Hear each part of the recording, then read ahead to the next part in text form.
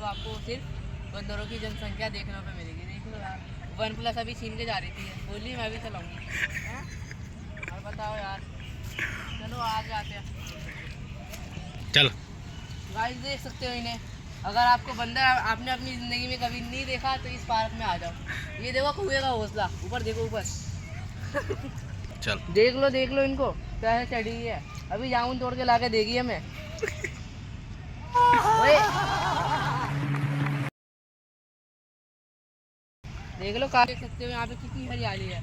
मैंने अभी ज़िंदगी में इतनी हरियाली नहीं देखी। देखो यार कितनी घास है। सॉरी कीचड़ का ये।